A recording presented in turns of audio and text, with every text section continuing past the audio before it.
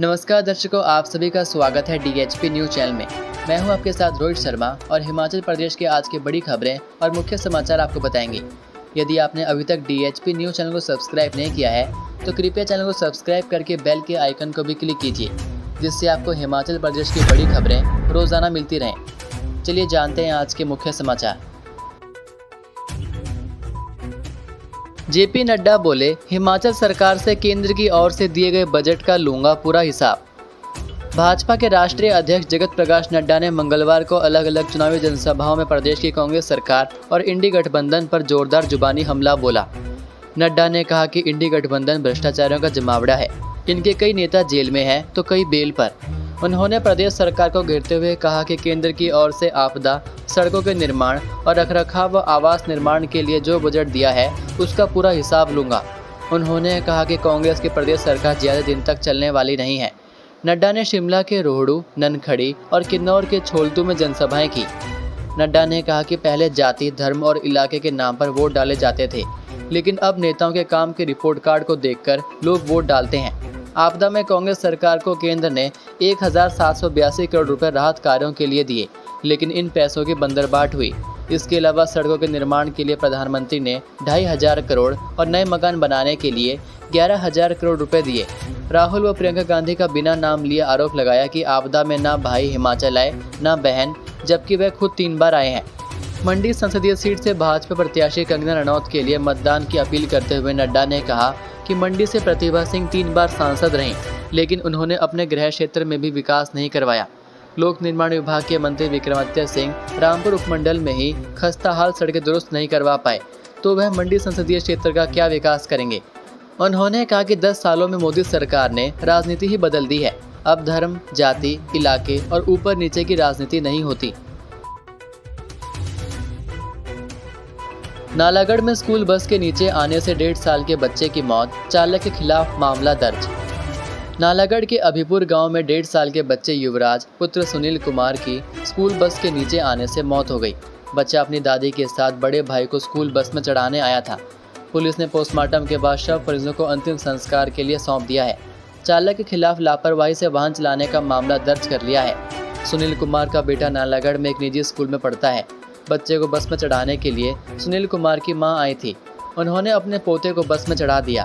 बस चालक गुरदीप ने बच्चे के चढ़ने के बाद बस चला दी। इसी दौरान अपनी दादी के साथ आया सुनील का छोटा बेटा युवराज दादी का हाथ छुड़ाकर अपने भाई के साथ बस में जाने के लिए दौड़ गया। स्कूल बस तब तक चल चुकी थी। युवराज बस में तो नहीं चढ़ पाया, लेकिन बस के पिछले टायर के नीचे आ गया, जिससे वह बेहोश हो गया। बेहोशी की हालत में उसे नालागढ़ अस्पताल पहुँचाया गया, जहां पर चिकित्सकों ने उसे मृत घोषित कर दिया।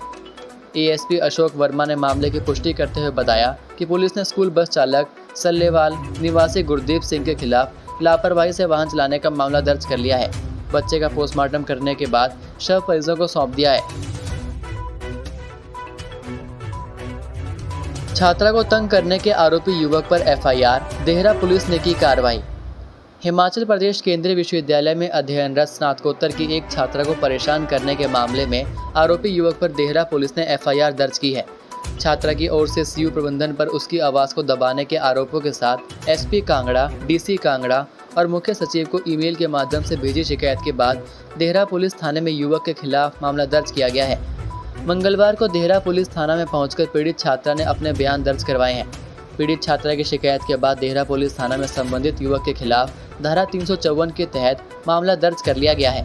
केंद्रीय विश्वविद्यालय हिमाचल प्रदेश के देहरा कैंपस में स्नातकोत्तर की पढ़ाई करने वाली छात्रा ने अपनी शिकायत में उचित कार्रवाई की भी मांग की है। शिकायत में छात्रा ने कहा है कि जब वह केंद्रीय विश्वविद्यालय हिमाचल प्रदेश में दूसरे सेमेस्टर में पढ़ाई कर रही थी तो विश्वविद्यालय में ही पढ़ने वाला एक छात्र उसे लगातार परेशान करता था।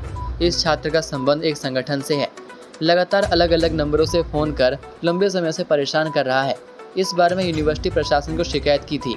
गर्ल्स हॉस्टल की वार्डन और एक प्रोफेसर को इस संदर्भ में सूचना दी थी। छात्रा ने अपनी शिकायत में कहा है कि इसके बाद CU प्रबंधन ने छात्रा को चुप रहने को कहा था। छात्रा को हिदायत दी थी कि वह अपना रास्ता बदल कर जाए, लेकिन रास्ता बदलने के बाद भी हालात वैसे के वैसे ही रहे। इसके बाद उसने इसकी सूचना अपने विभाग अध्यक्ष और डीन अकादमिक को भी दी थी, लेकिन धमकी भरे फ़ोन आने बंद नहीं हुए। इसके बाद पीड़ित छात्रा ने इस संदर्भ में पुलिस, जिलाधीश और मुख्य सचिव हिमाचल प्रदेश को ईमेल के माध्यम से शिकायत भेजी। हिमाचल में लगातार दहक रहे जंगल, 24 घंटों में 31 जगह भड़की आग, सोलन में लाखों की वन संपदा राख। हिमाचल प्रदेश के जंगलों में आग लगने का सिलसिला जारी है। हजारों हेक्टेयर भूमि पर वन क्षेत्र को नुकसान हुआ है। जीव जंतु आग की भीड़ चढ़ रहे हैं। 24 घंटे में प्रदेश के जंगलों में आग की 31 नई घटनाएं दर्ज की गईं, जिनमें कुल करीब 303 हेक्टेयर वन क्षेत्र को नुकसान पहुंचा है। अब तक आग की घटनाओं का आंकड़ा 989 तक पहुंच चुका है। फायर सीजन खत्म होने में अभी आधा माह से ऊपर का समय बाकी है। इस सीजन में अब तक कुल 9,480 हेक्टेयर वन क्षेत्र जल चुका है। रविवार शाम से सोमवार शाम तक बिलासपुर सर्कल में जंगलों में आग लगने की 6 घटनाएं वन विभाग ने दर्ज की हैं।